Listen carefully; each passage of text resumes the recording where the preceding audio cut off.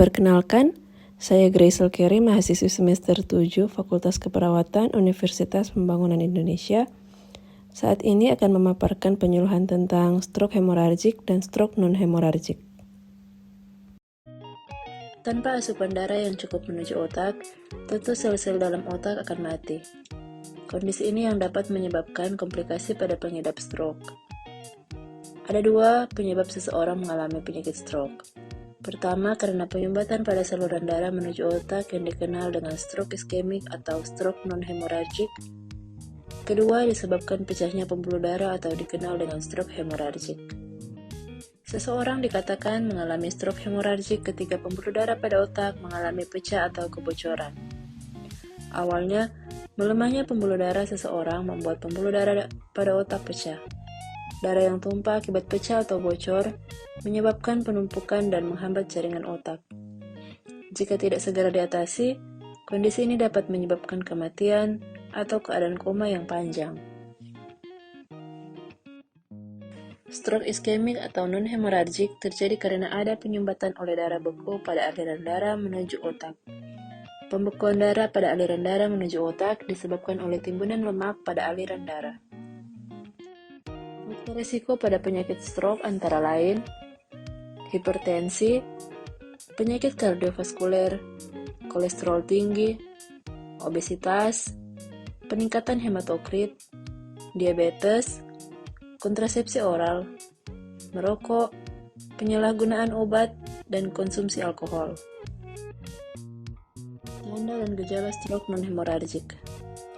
Tanda dan gejala yang timbul dapat berbagai macam tergantung dari berat ringannya lesi dan juga topisnya.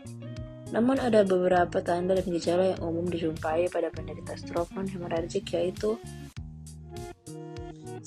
Gangguan motorik, tonus abnormal, penurunan kekuatan otot, gangguan gerak volunter, gangguan keseimbangan, gangguan koordinasi, dan gangguan ketahanan.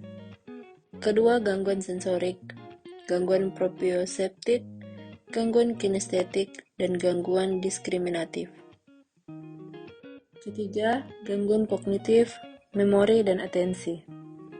Gangguan atensi, gangguan memori, gangguan inisiatif, gangguan daya perencanaan, gangguan cara menyelesaikan satu masalah, dan keempat, gangguan kemampuan fungsional. Gangguan dalam beraktivitas sehari-hari seperti mandi, ke toilet, dan berpakaian. Pencegahan penyakit stroke. Gaya hidup sehat dapat menghindari kamu dari penyakit stroke. Hindari berat badan yang berlebihan atau obesitas karena meningkatkan risiko stroke. Selain itu, jangan lupa untuk tetap rutin melakukan olahraga. Tidak hanya mencegah penyakit stroke, rutin berolahraga juga dapat menghindari kamu dari berbagai penyakit, salah satunya gangguan jantung. Pola makan sehari-hari juga perlu diperhatikan dengan baik. Terlalu banyak mengonsumsi makanan yang mengandung garam tinggi mengganggu kesehatan pembuluh darah. Selain itu, pilih makanan yang memiliki lemak sehat. Mengonsumsi lemak jenuh menyebabkan kolesterol naik yang menyebabkan gumpalan pada aliran darah. Tips merawat pasien stroke di rumah. Stroke adalah penyakit yang terjadi akibat terhenti atau berkurangnya aliran darah ke otak. Sebagai akibatnya, pasien stroke mengalami banyak gejala yang bisa membuat aktivitas sehari-harinya terganggu. Bila sudah selesai dirawat, perhatikan benar-benar mengenai cara merawat pasien stroke di rumah. Yang pertama, bantu pasien untuk berpindah tempat. Gejala stroke yang bermanifestasi di kaki dapat menyebabkan penderita sulit berpindah tempat. Untuk itu, pasien sangat berisiko terjatuh. Jika pasien belum mampu bergerak sendiri, bantulah ia saat ingin berjalan misalnya ke kamar mandi, ke ruang keluarga, dan lain-lain. Alat penyangga juga bisa diandalkan, namun sebaiknya tetap dalam pengawasan Anda. Kedua, ajak pasien untuk bergerak. Ajak pasien untuk menggerakkan sendi-sendi di tubuhnya setiap hari, termasuk area yang lemah. Hal ini dapat mencegah kekakuan pada bagian tubuh tersebut. Ini adalah aktivitas tambahan untuk melatih otot dan saraf di area yang lemah, selain dengan mengunjungi tempat rehabilitasi medik. Ketiga, bantu proses makan pasien. Pasien stroke seringkali mengalami gangguan menelan. Jadi, Bantulah untuk memposisikan duduk dengan lebih tegak ketika sedang makan. Hal ini untuk mencegah terjadinya tersedak yang bisa membahayakan nyawa. Selain itu, ketahui benar jenis dan konsistensi makanan yang aman untuk dikonsumsi pasien. Hal ini akan sangat bervariasi tergantung dengan keparahan stroke yang dialami. Keempat, ajak bicara. Agar pasien dapat kembali berkomunikasi dengan lancar, sering-seringlah mengajaknya mengobrol. Semangati pasien untuk berusaha berbicara dan mengucapkan kata-kata ketika gejala stroke menyerang kemampuan berbicaranya. Kelima, latih kesehatan otaknya. Bantu pasien untuk melatih otaknya dengan memberi informasi hari, waktu, dan mengingat nama orang-orang yang berada di sekitarnya. Dengan demikian, sel-sel di dalam otak akan bekerja aktif dan cara ini dapat membantu mempercepat proses pemulihan pasien. Keenam, ciptakan lingkungan yang aman. Sesuaikan lingkungan dengan derajat keparahan stroke pasien. Sebisa mungkin, ciptakan lingkungan yang aman namun tetap nyaman bagi pasien. Contohnya, Anda dapat mengatur tempat tidur posisinya tidak terlalu tinggi dan meletakkan benda-benda yang dibutuhkan dalam jangkauan pasien. Jangan lupa, pastikan juga area kamar mandi menggunakan pelapis lantai yang tidak licin agar pasien tidak mudah terpeleset atau jatuh. Bila memungkinkan, ada baiknya untuk memasang rel penyangga di sepanjang dinding, terutama di kamar mandi.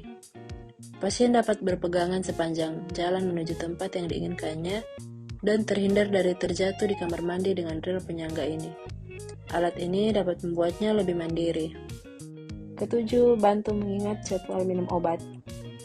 Terkadang, obat yang diminum oleh penderita stroke jumlahnya tidak sedikit. Jadwal minum pun bisa bermacam-macam, misalnya pagi, siang, atau malam. Memahami jadwal minum obat adalah salah satu poin penting dalam cara merawat pasien stroke di rumah. Bantulah pasien untuk mengingat jadwal minum obat dan mengambilkan obat yang tepat. Untuk menyederhanakan hal ini, Anda bisa menggunakan kotak-kotak pil kecil, sehingga tidak ada obat yang terlupa untuk diminum setiap harinya. Kedelapan, ingatkan jadwal kunjungan ke klinik rehabilitasi medik. Melatih kemampuan gerak, bicara, menelan, dan berpikir pasien pasca stroke adalah hal yang sangat krusial. Hal ini penting untuk memicu kembalinya fungsi-fungsi tersebut dengan lebih cepat.